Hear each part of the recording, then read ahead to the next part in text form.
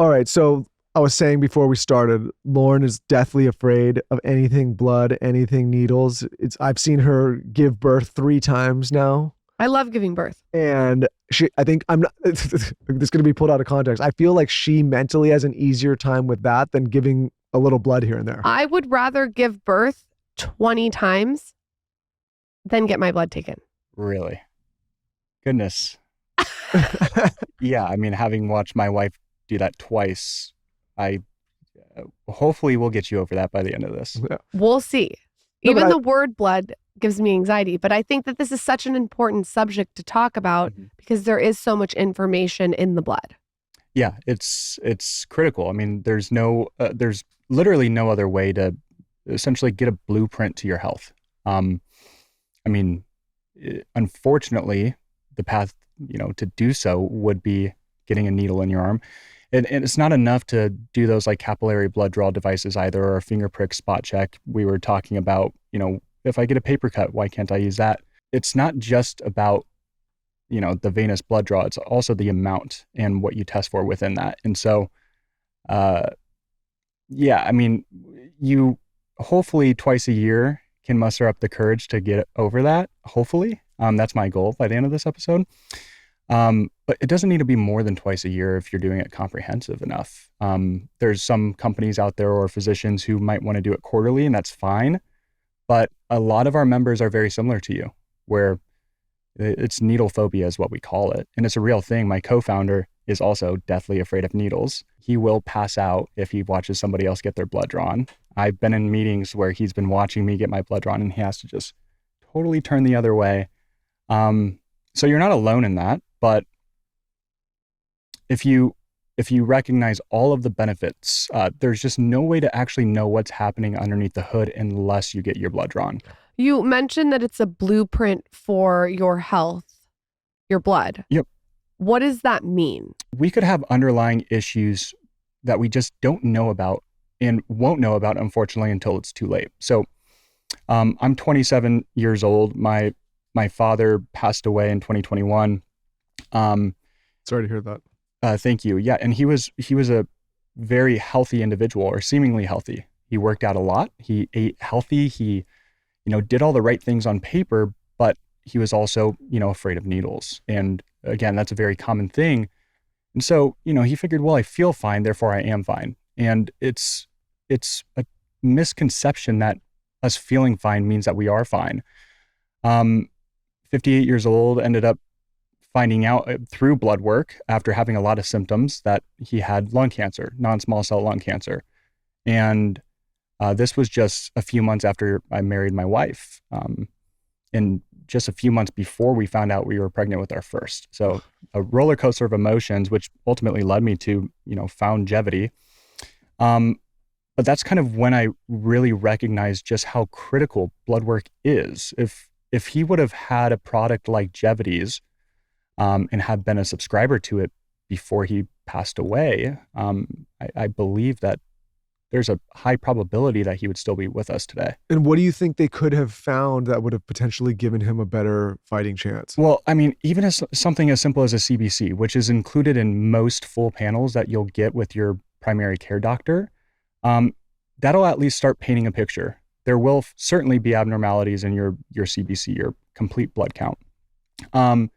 But beyond that, lipoprotein A, C-reactive protein, inflammation markers, when you have cancer, there's obviously a lot going wrong. And, it's probably not best practice to go do a full body MRI like every 6 months because radiation, and that's just not good for you.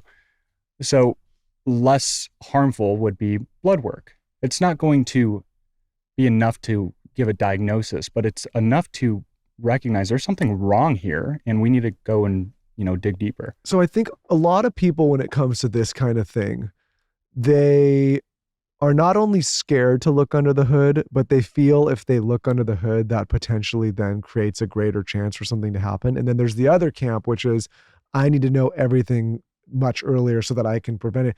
And so there's like I feel like there's like 2 camps. There's not really like in the middle. You're either like, I really want to know everything so I can solve everything, or I don't want to look at anything because I think if I add more to it, it's like speaking it into power almost. For for people that are skeptical about this stuff, why would you argue for it? Like, and what are the main things that you tell people that are coming to you saying, hey, I'm thinking about doing this, but I'm skeptical? Yeah. So in some instances, I would argue ignorance is bliss. This is not one of them. And what I would tell them is my story of my father, and why this is a very real thing. And having talked about my story a lot on podcasts and speaking stuff, I've found that my story is incredibly common. It's not uncommon at all. There's so many of us who have lost people we love way too soon by something that could be prevented. We know cancer can be largely prevented. I would say, look, like procrastination drives anxiety. We know that anxiety is oftentimes driven by pushing something off that we know we don't have to push off, but we continue to kick the can further down the road. And, eventually we'll get to it. Well, with what we're talking about here, eventually getting to it could be a matter of life or death, and ignorance is not bliss there. So how do you balance, like, okay, I've done my blood work and now I have all of this information, with, I don't want all of this information because it's going to be anxiety provoking. That's kind of what we've built and designed. We recognize with how comprehensive we get with blood. We're looking at over 100 biomarkers across various physiological systems.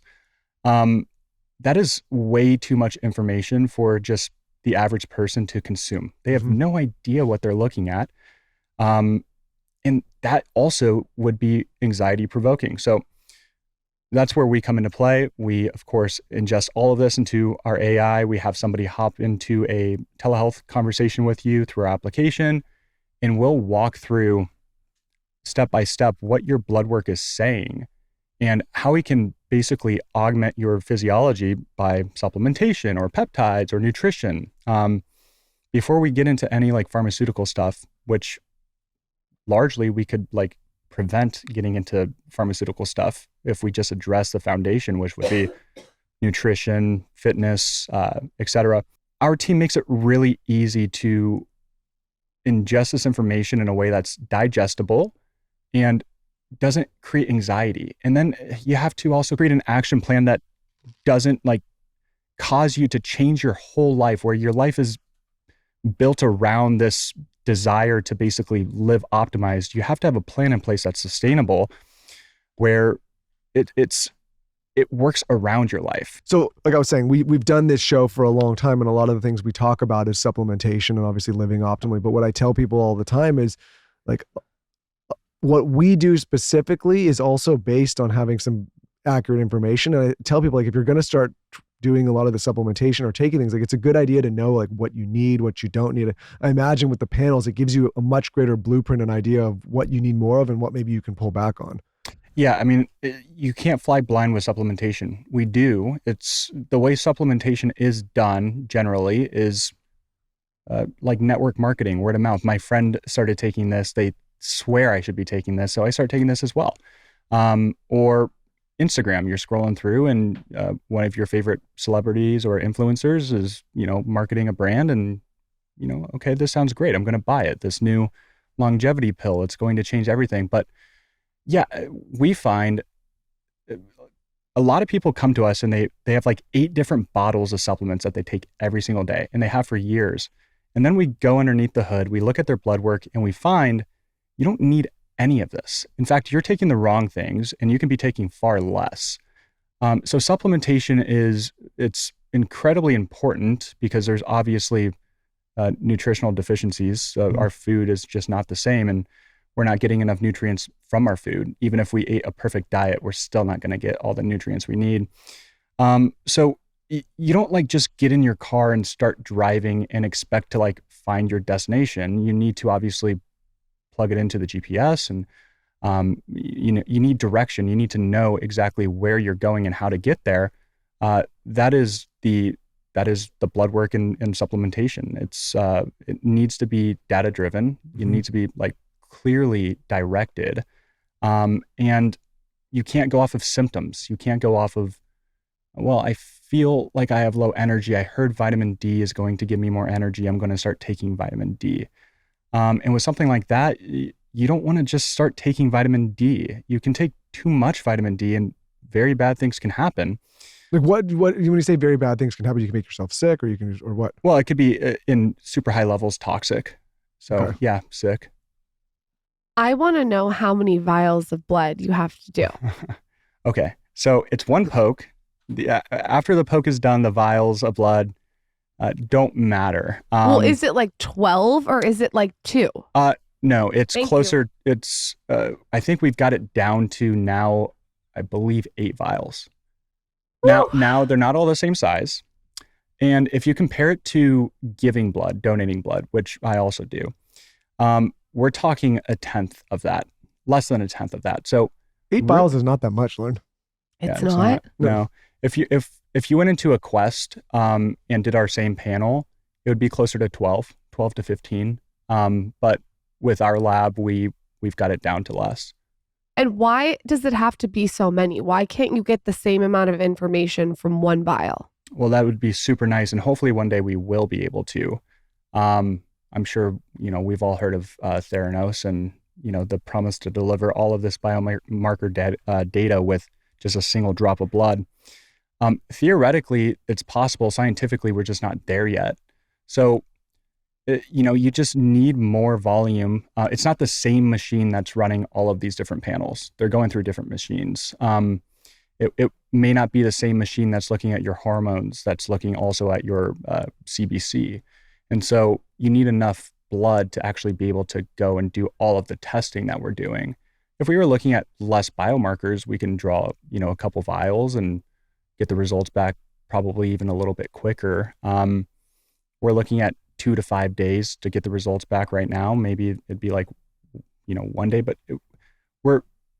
we would be looking at not enough. We need the full picture. And the issue with blood work generally is I'll go to my primary care physician, I'll ask for a full panel. And what a full panel is comprised of generally is a CBC, a complete blood count, a comprehensive metabolic panel at best, sometimes a basic metabolic panel, and a lipid panel. We want to see like what your cholesterol looks like and all of that.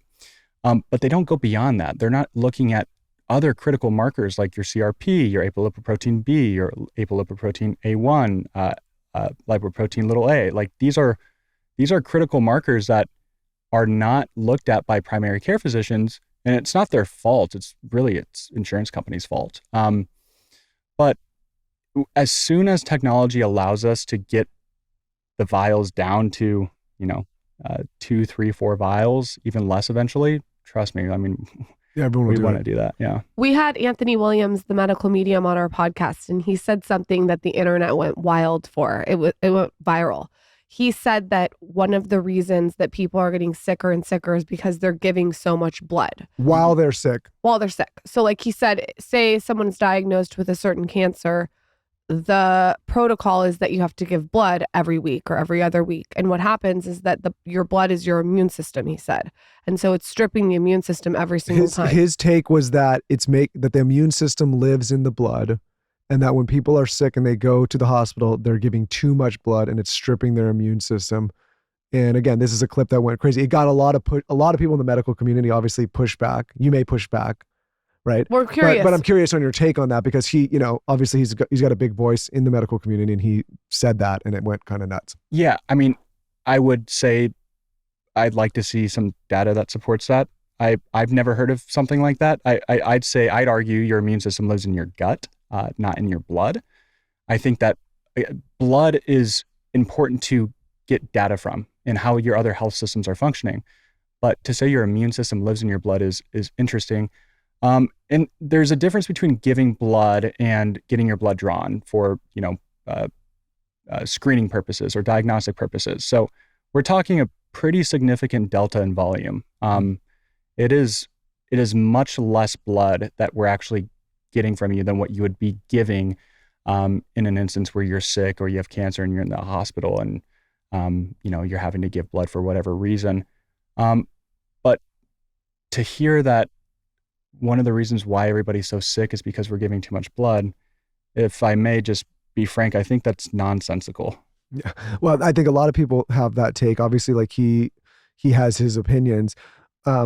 But I would also like to distinguish that what he was referring to is when you're sick in the hospitals are taking a lot, and then the person. It sounds like what he's saying is it's apples to oranges, but that taking blood when you're sick is different. But a lot of people in the medical community, the credential, were saying what we are saying, which was it was nonsensical. And again, like, this is not our expertise. I'm just sharing, what he said.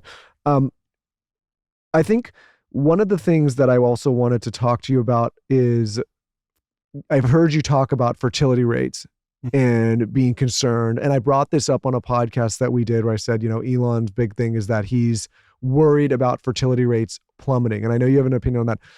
Can the blood tell you anything about fertility? A very basic amount, right? Like your LH and FSH and some of your other sex hormones. Like, that's about it.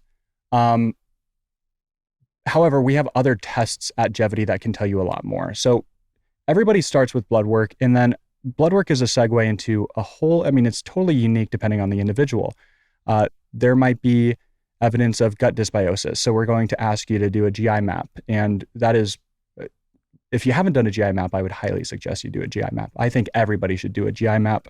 It's a little gross. Yep. Like, you have to collect your stool and send it into a lab. But an interesting thing that we've found is so many people, way more than I would have ever expected, have a bunch of bad bacteria overgrowth and parasites. We have parasites. So if you want my take on what's making everybody sick, I'd say a lot of it is gut related. That doesn't answer your question. Well, I think I'd be interested to, one, you did answer my question that the blood can't tell you too much about fertility, but there's other things. But I would also be interested to hear your take on fertility rates plummeting in general, because I brought this up on a show and I got a lot of pushback, and there's some people that are saying, hey, we have way too many people. And there's other people sounding the alarm saying, we're not going to have enough people. And that's what I was referencing. I wonder your perspective. Yeah, no, I would agree with Elon. We need to have more children. We absolutely need to have more children. And fertility is a big issue. We're seeing men who have an incredibly low testosterone paired with incredibly low LH and FSH, which are, responsible for your reproductive system. And then alternatively, or women, we have also a lot of imbalance, hormone imbalance. A lot of women who were on birth control at a very young age, and now they're in that family planning stage of life, and they're off birth control, but their hormones haven't rebounded. It's still out of whack. And it's not, without HRT, it is not super easy to get your hormones back in balance. In fact, it's incredibly hard. So, that's one part of it. What's causing that is I think, what we really need to do more research on. Why are men and women unable to get pregnant? Like, why is men's reproductive system so bad, and why is women's reproductive system so bad? And I think for women, it probably has a lot to do with birth control and just how prescribed birth control is. But with men, we see a lot of young men who are not leaving the computer. They're playing video games all day. They're not active in sports anymore. There's not much of a social life, honestly, with young men. And that stuff matters a ton when it comes to testosterone levels and LH and FSH, which ultimately impact your testosterone levels. So there needs to be like this complete paradigm shift. There's not any one thing that's the cause of all of our issues. There's a bunch of things that are wrong that require a complete paradigm shift to get right. And there's clinically a paradigm shift that needs to happen. Right now, the whole healthcare system is reactive. It's a reactive healthcare system. And I'm not one of those wellness people who just wants to poo-poo on traditional medicine, all day, every day. It's incredibly important. It has its place. In fact, it's been the only solution for all of human history. Hundreds of years ago, we were dealing with rattlesnake bites and yellow fever. We fast forward to today, and we actually have the technologies available to flip the script and to be proactive now, to get ahead of the curve, to know what's happening underneath the hood. And so we need to have a paradigm shift there where our whole healthcare model starts with preventative and proactive care, and then goes to reactive. Right now, roughly 20% of our GDP is spent on healthcare. That's 20% of our GDP going towards sick care. And Yeah, a lot of people in this country, they are upset that we don't have free healthcare. But what I don't think people realize is we are so sick as a population. Not saying everyone, but that we literally could not afford as a country to do that. We're getting overrun by it as it exists right now, and it's not provided, right? Because we're not preventative, we're dealing in a reactive way with disease and sickness all the time, and it's overburdening the financial system. yeah, We can't afford. In a short way of saying, we literally can't afford it. there's so much wrong. Going back to 1970, it was 7% of our GDP was spent on healthcare. You fast forward to today, it's 20%. In 1970, we had very little obesity. We fast forward today, we have a ton of obesity. Well, is that a little odd? We're spending more on healthcare. We're the world's most advanced country. Why are the more we spend on healthcare, the more unhealthy people actually get? And that is nonsense. It should not be that way. And again, there's not any one issue with why it is that way. It's a lot of issues. But if we're going to be spending $4.5 trillion a year on healthcare, I don't know about you guys. I would much prefer $4.5 trillion going towards preventative and proactive care, getting people healthy. Being healthy should not be this battle against your own self. It shouldn't be a willpower derived thing. In America, you should be default healthy. We should just all be default healthy, and then the anomaly should be us getting sick and having to then go into the reactive healthcare model. And I like to think we're not far off from that happening. Well, I think the information, I think people actually know high level what to do. Like, we know we should not be eating a bunch of processed foods. We know we shouldn't be overeating sugar. We know we shouldn't be over drinking alcohol. We know that we should be moving our body. We know we should be sleeping right. But the problem is then there's all of these things that exist in our day-to-day lives that inhibit those opportunities, right? Mm-hmm. There's too many opportunities for processed food. There's not enough opportunities for movement and fitness. There's too many things that disrupt our sleep on a regular basis. There's too many pharmaceuticals that disrupt our hormones. There's too many synthetic fragrances that are I was reading this article today that like Bed Bath & Beyond is doing this thing where they're pumping fragrance into the subway stations of New York. And Dave Asprey was all upset about it because he's like, this is like basically... Oh my. Yeah, well, he was basically saying like, this is a marketing stunt by a big company without your consent, where you now have to breathe all these, endocrine disruptors without that is wanting. wild. And so the problem is like the system is stacked against the average person and the average, because we have to deal with all of these things. And it's like, it just makes it harder and harder to then do the things we all know we need to do. And people get priced out of it too. I mean, it's like, that's the other thing. And that's incredibly important. Like, you shouldn't have to make a certain amount of money to be healthy, but that's ultimately like what we see nowadays. It's access to ultra processed foods is easy. It's also cheap. It's much more expensive to go to a whole food diet. Well, and this is another controversial thing to say. I'll say it because it's my show and I don't mind catching the flack, but like there was this big SNAP benefits thing.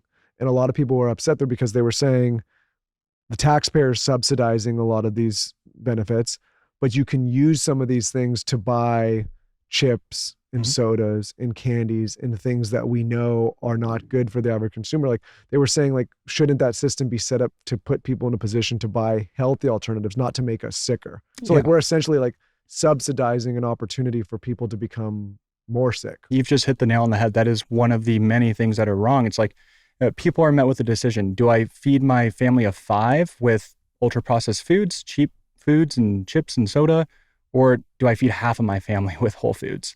And that's a terrible position to put people in. I mean, this is controversial, I'm sure, and kind of antithetical to like my, I guess, political system, belief system.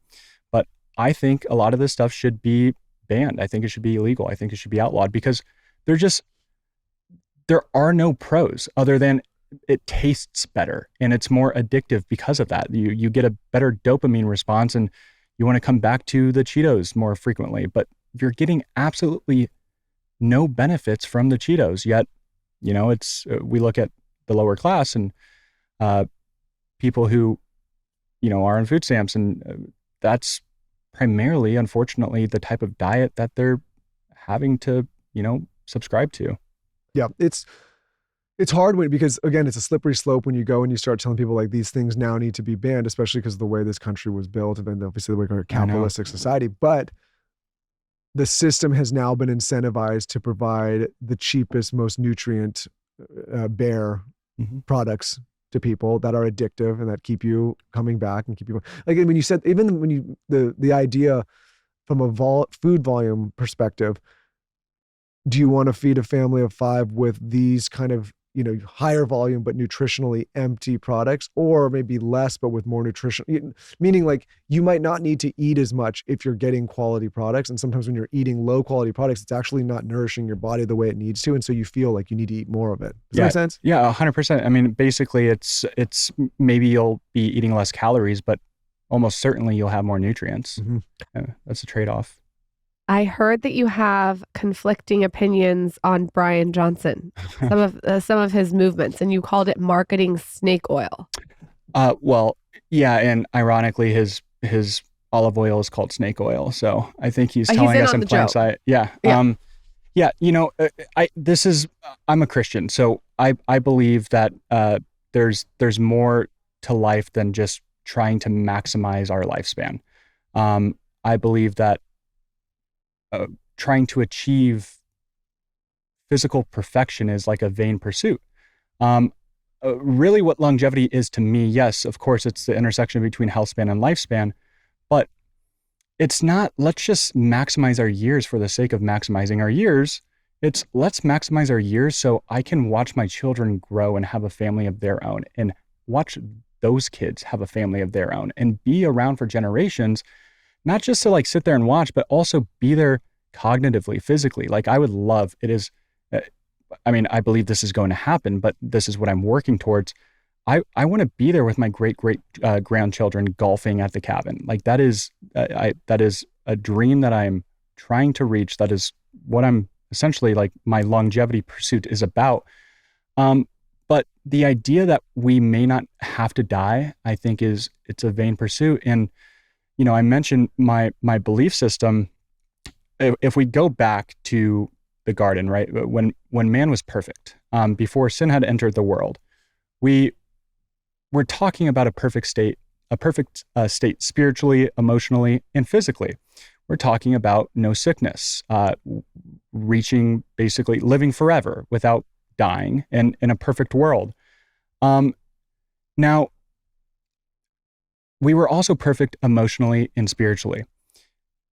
I don't know about you guys. I don't look around this world and see a world that's perfect emotionally and spiritually. I think that we're divided. I think that we disagree on so much. I think that there's a lot of opinions that conflict with one another, and we put too much weight into those opinions, and we just don't like each other enough. So to live forever in this world, to me, seems like we're trying to basically achieve eternity in hell, in a sense, where it's just, again, antithetical to my belief system. I think that yes, let's treat our body well because we should, and in doing so, let's treat it well because we want to enjoy what God has given us, the gifts and blessings that He's given us. Which what matters most to me is family, the children that my 2 boys and soon to be more.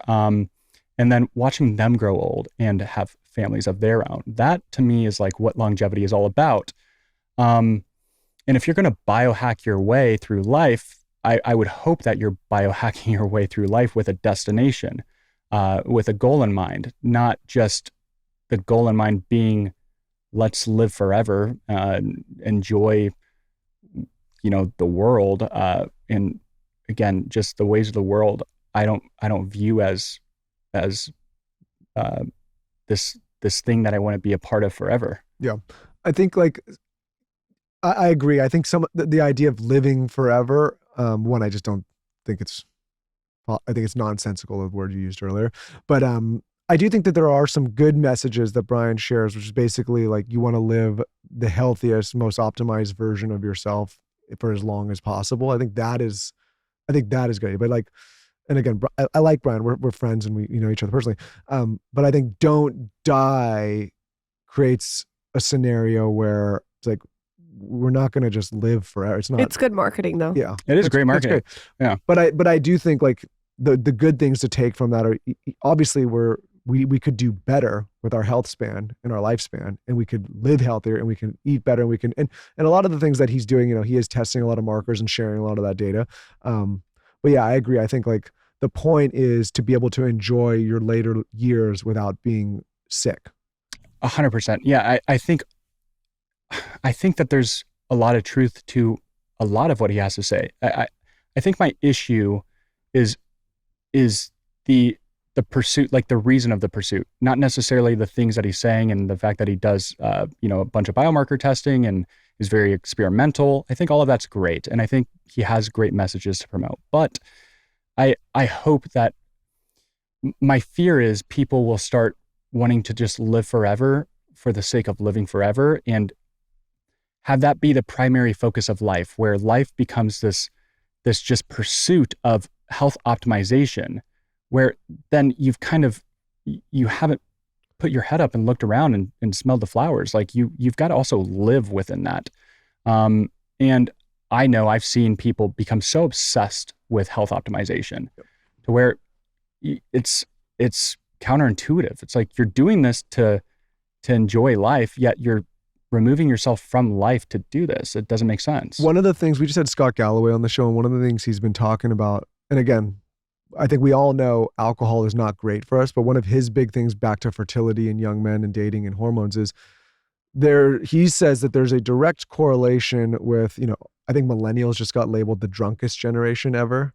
But now Gen Z is drinking the least of any generation. And he was saying that this actually might not be good for young men and women because alcohol created opportunities and atmospheres for men to pursue women and for women to pursue men and for us to be social and for us to maybe get a little courage. And so he's saying like, actually the wellness community and the anti-alcohol movement might actually be contributing to less human to human interactions. I wonder your take on that. Yeah. I mean, I would probably, I would pose a different argument. I suppose I'd say, how about instead of making a case for alcohol, let's make a case to go to church. And again, just going back to my worldview, and I don't expect everybody to subscribe to it, and that's totally fine. But if the argument is Gen Z drinks the least, therefore has the hardest time finding relationships or finding a significant other, I think that's a sad thing. If the foundation to finding somebody is built upon like alcohol, to me, that's a little sad, and maybe that's out of context.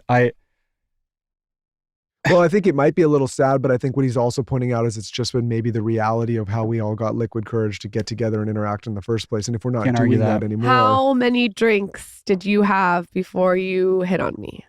Well, you or others, but whatever. But no, I mean, listen, and again, like our relationship to alcohol has for sure been diminished over the years, especially as we learn more and you learn about the effects. But I think it's interesting for him to start talking about that because, as you know, especially someone in the wellness community, there's been, a lot of people are moving away from alcohol. And his thing is, well, we're moving so far away that now people are sitting in their basements and they're not going out and they're hiding behind phones and they're not having the interaction. And like, that's not great either. Mm-hmm. So it's like this double-edged sword where we know we should be drinking less for our physical health, mm-hmm. but now we're not doing the things to put us in the situation to meet people. And again, I'm been married for a long time and what do I know, but that's just, I thought it was interesting take. I like a lot of what he has to say. Yeah, I mean, I'd say, I hope that we should be able to remove alcohol completely from the equation and have it minimally impact our social life, but that might not be the reality. Maybe the reality is alcohol has helped us be more social or maybe more courageous in approaching a woman or approaching a man. But again, I see that same sort of courage if you just go to church. If you attend a small group, it's like you can find courage in other places for sure. And I would probably argue that the reason why we're sitting in the basement and not seeing sunlight has nothing to do with alcohol. I think it has probably a lot more to do with other things that he talks about a lot, which is social media or just and how porn. Porn. I think for young men, porn is one of the worst things you can have in your life. And I say this as somebody who obviously we've we've seen porn, right? We just grew up with it, but it's so abundant now and it's so easily accessible. Like back in the day, I'm older than you. You found a dirty magazine, you're like, oh my god, like that. And that was the extent of it. You still had to go. Now the stuff that you can see, and I think, when I hear stories from some of my younger friends, it's like that is not a good thing. Knowing you can get instant gratification from a device with things that are so far stretched beyond a typical sexual experience, that then is going to warp your view of what a real experience is with a man or a woman. And again, there was something about not having those experiences and having to go out and quote unquote hunt for it. And now just having it at your fingertips, not good. Also, guys who don't watch a lot of porn, I feel like last longer. Well, that's the other, listen, not to go too, we're just getting to know each other, but I think that's also, speaking of instant gratifications, like a lot of men are having issues in the bedroom because they're used to being able to get instant gratification quickly from a device. It's like, hence our other producer, not Carson. He watches porn 3 times a day and he has a 1-minute man problem. For young men specifically, it's not good. You raise a really good point. And it's very true. It's like, who needs friends when I can just have friends online? Who needs intimacy with a real human when I can watch porn? That's the problem that young people are having. Mm-hmm. It's like there's no longer a need because that need is being filled in a very artificial way, in a way that doesn't have a long-term gratification. It's instant gratification. And then you have to keep going back to it to actually, keep that gratification bar filled. And yeah, it's a problem. It's also, obviously we view it as a sin.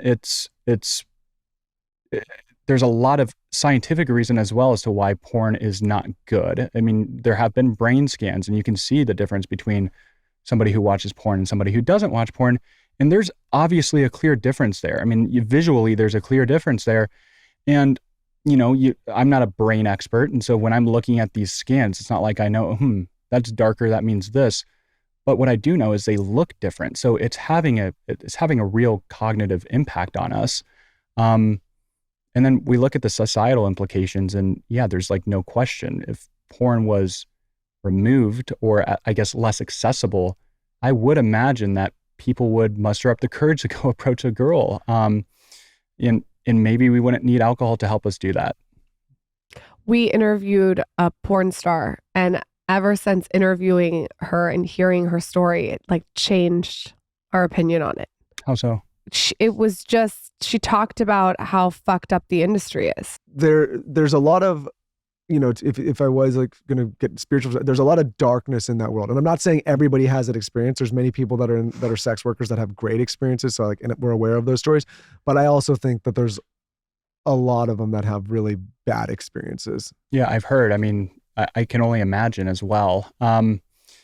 Yeah. And also when a young man is watching porn, that is going to absolutely impact his hormone levels as well, which is going to have long-term negative effects. It's going to carry over into other areas of life. There's going to be, it probably will result in an overall lack of ambition because your testosterone will be lower. If you're just constantly, watching porn and, just for lack of better words, jerking it, then you're going to deplete your levels and you're going to basically have this perpetual state of low testosterone, which means you're not going to have a desire to do much. You're not going to want to leave the basement. Yeah. And I think young men specifically speaking as one form of you need that spark to push you, to get you to go out and hunt and do things and pursue a career and pursue a good life and to and you need that thing, that little bit of stress and that little bit of thing that's pushing you to go out and make something of your life. I don't like this idea that everybody should feel comfortable, especially young men. That's just, it's not how life works. You need the thing that's going to push you to go and have that conversation or pursue that career or do that work, whatever the thing is. And if you're constantly in that stage, you're just not going to have it. And it's going to, I do think though, there's a lot of married men that are sneaking porn behind their wife's back. And it's they like that dark frequency of it and they like the hiding of it and they like it. But it's not, it's much more simpler than that. It's just instant gratification and a dopamine release real quick. That's just really what it is. Yeah. Yeah.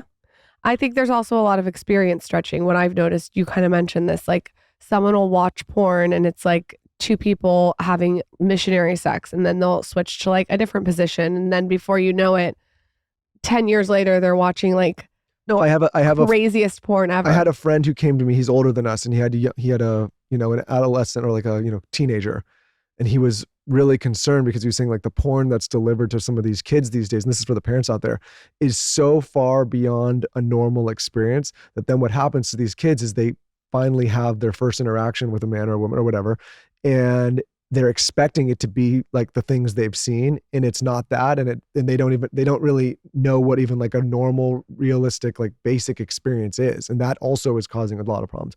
I want to switch gears from porn because we could talk about porn all day long, but if someone's thinking about using your platform and getting their blood work, what are the first things that you would tell them to look for or to think about doing when they're just getting started? Like maybe they've thought about blood work, they've thought about panels, they've maybe done one or two, but they've never really done a comprehensive one. What are the things you would tell them? Yeah, I'd say just start by doing it. And for us, it's as simple as just going online and we'll come to your house and we'll draw your blood, and that's great. And there's other companies out there and you can go into a lab or whatever, but just get your blood work done. And you don't have to commit to this like monthly or quarterly routine. Twice a year is fine.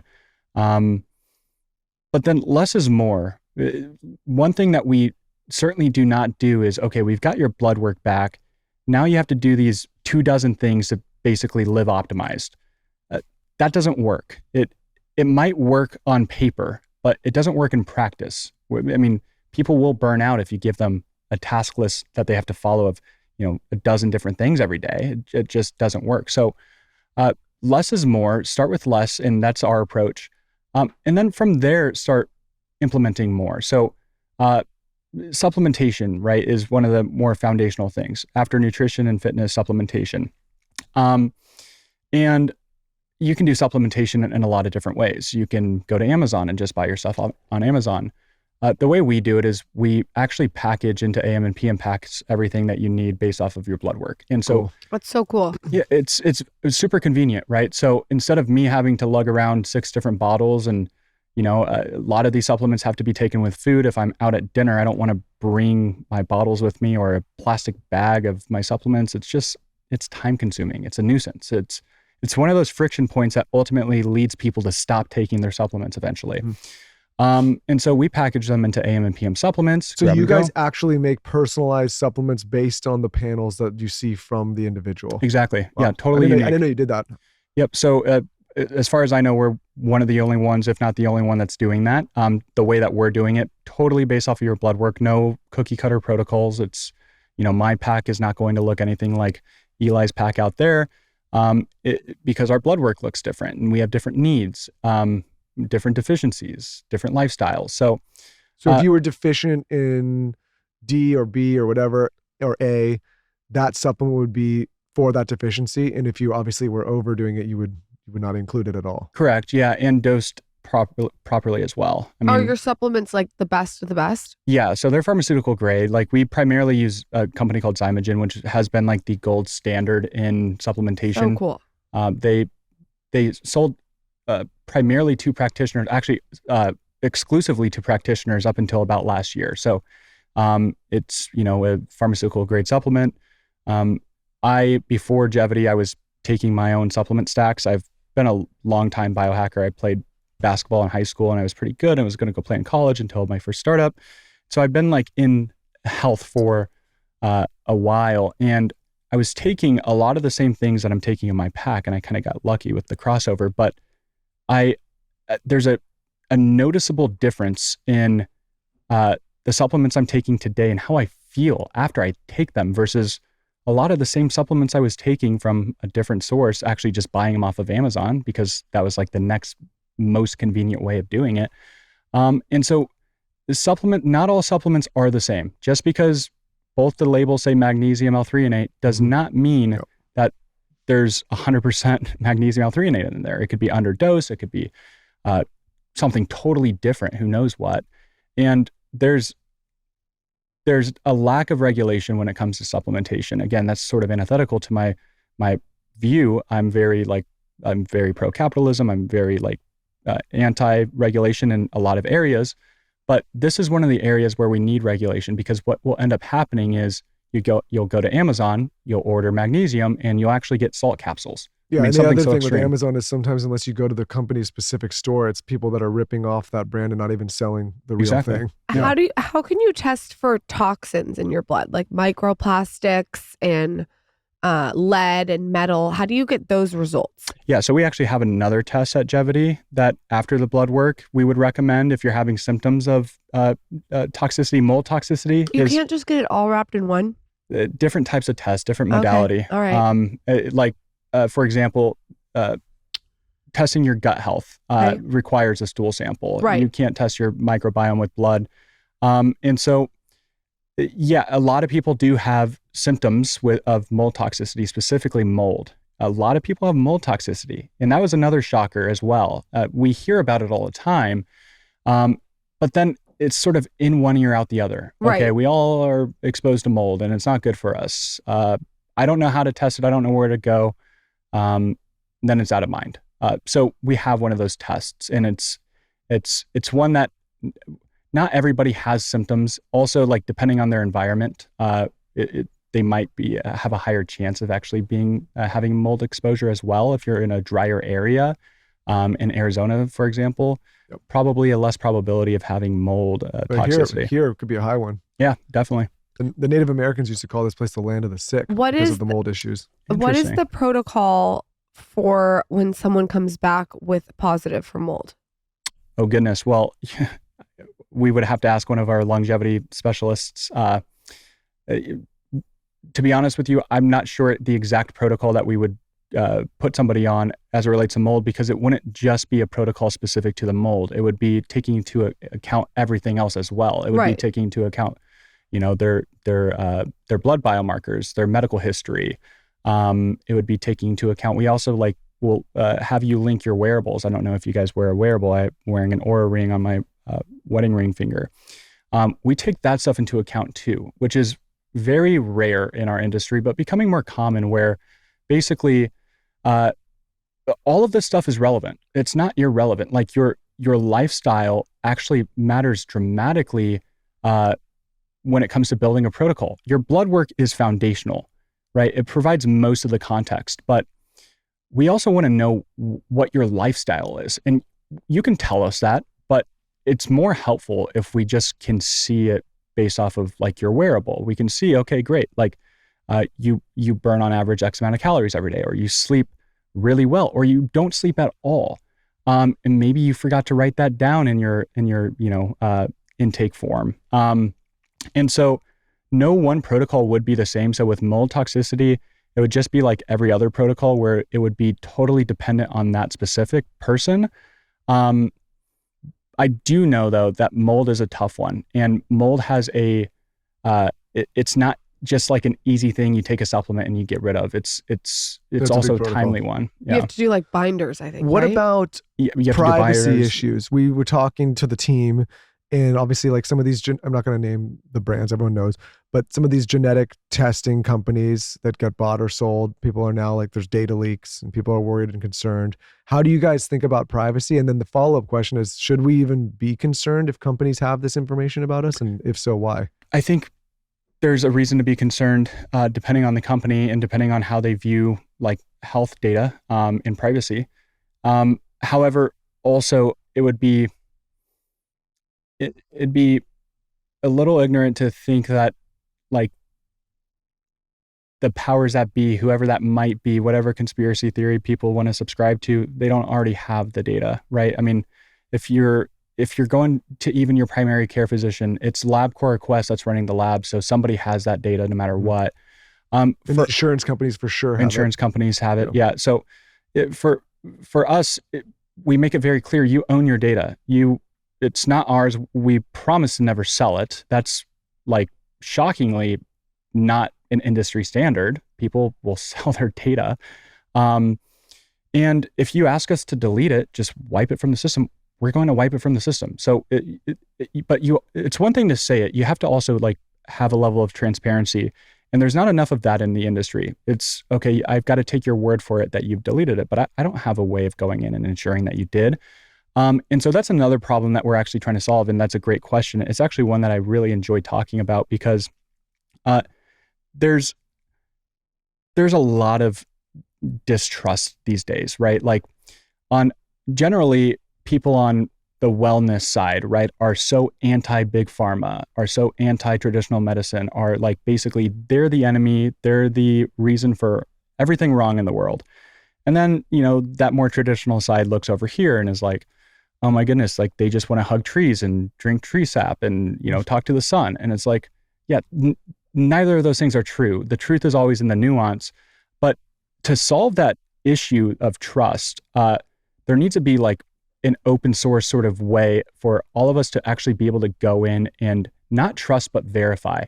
And we're working on something, and it's too early to like really talk too much about it, but this open source sort of health platform where you can actually go in and verify, totally anonymous, like none of your information would be exposed for other people to go in and see, but you'd be able to see if in fact like your information lives there, and if we say it's scrubbed, is it actually scrubbed? So yeah, it's something that we take very seriously. And then luckily my background's technology. My background is not medicine. I was an enthusiast. My father passed away. I had a startup before. I exited my startup. I wasn't rushed into the next thing. I founded Geviti after he passed away. And so we are a software company. We're an AI company. And we have brilliant minds from, Lockheed Martin, Amazon, Meta, like a bunch of amazing engineers. And privacy is, data and privacy are like two things that are talked about I'm sure frequently throughout the day, every single day. No, I think, listen, there's a lot of the problem. What do they say online? They're like, the problem is that a lot of times the conspiracy theorists are proved right. And so it reinforces, but then there's there's a neurotic way of thinking where you think the world's just out to get you constantly. And I think that's harmful as well, right? There's a middle ground. And more importantly, I think the trade-off that we're talking about here is if you share this information, but then you're able to change your life and enhance your life and live longer and healthier and figure out things like, maybe that's a worth a trade-off, right? I think sometimes people are like, well, can't have, and nobody's going to get my data. And then, you get sick and die. And it's like, well, it didn't matter if they had it to begin with. That's what we're trying to, advocate for. So like we want as much as you're willing to give us, because we know that we can actually, our artificial intelligence will become more intelligent if we have more data, and if we have more data over a prolonged period of time. Now, we recognize not everybody's going to be comfortable with that, right? So, that's fine. Let's get your blood work done. If you don't want to link your wearable, if you don't want to do a genetic test, or you don't want to do any of this stuff, okay, that's your prerogative. But our use case and how we're using that data, our desire to gather it, isn't to go, sell it to a big pharmaceutical company or concoct a way to basically, reverse engineer it to do harm. It is literally to extend your life and make your protocol like perfect. And we already are very, very close technologically to basically reaching escape velocity, longevity escape velocity. Not in the sense where we're going to gain 10 years of life per decade. Where like if we date back from 1900 to 2010, our average life expectancy in 1900 was 31. Wow. We were 31 years old and then we died on average. You fast forward to 2010 and that's closer to 78. So a lot of gain over, the course of 11 decades. So it was 1900 to 2010. That's 11 decades, right? Yeah. Wait, 1900 to 2010. Oh yeah. 11 decades. Yeah. So that's a sizable gain, of course. That's awesome. But 2010 till now, there's been no gain. That's absurd because we've had tremendous gain in technological innovation. I mean, large language models, these incredible machine learning models exist today where I can actually have in natural conversation a full-blown conversation with an AI and get really high quality responses, yet our life expectancy hasn't increased. We are very close to reaching that escape velocity. You need a catalyst. You need basically something, a sizable catalyst, an event or a new discovery to actually get you back on that growth curve, make the chart look good again. It looks like this, and then it goes flat. We want it to look like this more. And we don't think that catalyst is a drug. We think that catalyst begins with a paradigm shift. Preventative before reactive, proactive before reactive, paired with artificial intelligence. So one thing that we believe, and we have data to support this as well, if you sign up for Geviti and you're with us for 2 years, that's 2 years of blood work data that we were able to get and train on and learn from and learn more about your physiology. And even better if you've linked your wearables and now we know, okay, you sleep really poor during, these hours. And hopefully by that point we have optimized that. But we understand you really well. We think that we will have the most predictive mortality calculators in the world with 95 to 98% certainty or accuracy in predicting mortality 5 years out, closer to like 90 to 95% with 10 years out, where we will be able to tell you have X% of dying from something natural, not a car crash. We can't account for that. If you keep living this same way that you're living. Right. So it's like, if you were able to maybe change some of those things, that could potentially change that outlook. Yeah. And that's literally what our goal is. Like, how do we get you to have that figure be as near zero as possible, 5 years out and then 10 years out. And then you play that out for somebody who's been with us longer than 2 years. Let's say, fast forward 10 years and they've been with us for 10 years. The same thing rings true. We know, okay, well, 5 years out, you have 0.5% chance of dying from something natural. 10 years out, 0.5% chance of dying from something natural. So long that you're with Geviti, our models, our team, our physicians, our nutritionists, everything that you have access to at Geviti will keep you in an optimal state to keep your risk of mortality as low as physically possible. And we've never had the ability to do that because technology never allowed us to do that.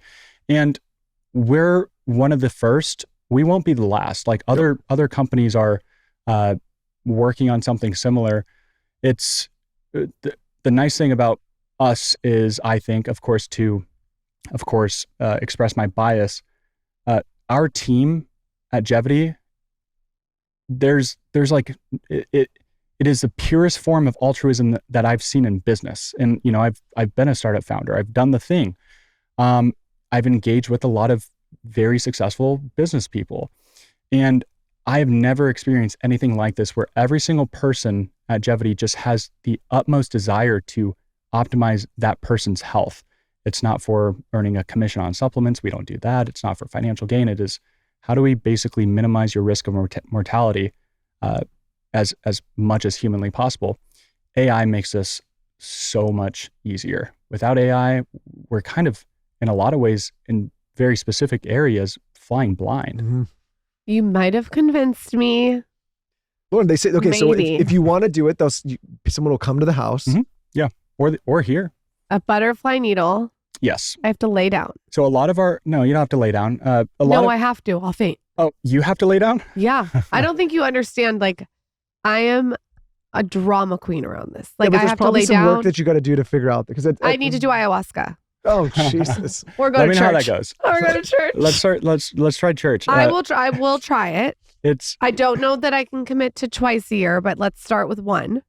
We'll start with one, Okay. and then let's see what your blood work says, Okay. and then maybe the results will be interesting enough to come back for round 2 6 months later. Maybe we can go through it. Yeah. No, but Lauren, you do this in you optimize like every other area of your life. This would give you the ability to do this I know, with he your physical convinced health. me.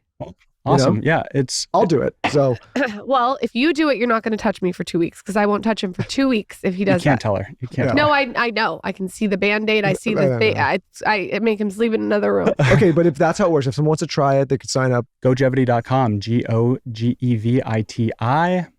It's spelt like longevity, but with a really cool I at the end of it. And we'll link all that out. And so somebody can expect to get comprehensive panels if they want to take it a step further. You do have the gut tests. You do have the metals tests. Right. Like you have all the other things. Heavy metals, mold toxicity. This is important. People don't methylate. They don't process like certain vitamins and minerals like they should, and we have a methylation test to look at that. So smart. That's super important. We've done it for ourselves. You obviously we've We had did it Gary, for our kids, We've had Gary everything. Breck on the We show didn't do multiple blood times. though. I think they got that done with the swab. No, but Yeah, it's that's a important for swab, people yeah. to know about that methylation Yeah, I because didn't you know. could be, if you have that issue. We've had people who were on SSRIs or Adderall who are having like these psychiatric sort of side effects or whatever you want to call them, and we found they don't methylate. So as soon as we got them on a methylated B vitamin, which I know Gary Brecka talks a lot about, well, it turns out that was enough to actually prevent them from having to get on an SSRI in the first place, and getting off of that, which we do a lot of and help a lot of people, wean off of those drugs. It's not as simple as just stopping. Yeah, but this is why, like, Browning did this basically entire conversation. If you get this information, you could start doing the right things and make change immediately. Well, right now you may think you're doing the right things, but you could be doing the completely wrong things. Right. Yeah. And thinking, and also spending all that money on things you may not need or maybe shouldn't be taking, or maybe you need to spend more on some. So anyways, I like stuff like this because, again, we talk so much about optimization in different areas, but I think you're flying blind in a lot of ways without doing something like this. So I get it. Okay. Okay. I gotta breathe. I gotta maybe do ayahuasca before I do it, but I'm gonna try it. Just look away. You won't even feel it going in. They'll be in and out. You won't even know. You've given birth 3 times. So some of our phlebotomists work on kids and elderly, which are two, patient populations that are hard. They're hard pokes is what we call them. And so, if they can get elderly people or children in one single poke, trust me, like there will be no issues. You won't even feel it. How long is it? Oh, they'll be in and out of your I got office veins or that house go in like 5 a minutes. gusher. I'm like, I go out Stop, like Michael. That grosses like an me out. oil That, well. I swear to God, that actually turns me off. So don't say that. just sprays out. Thank you for coming on the show. Yeah. That Hey, was thank you, man. very informative. And I'll let you know what my blood test says. Awesome. Yeah. Thanks for having me. Thank Thanks, you. Nate.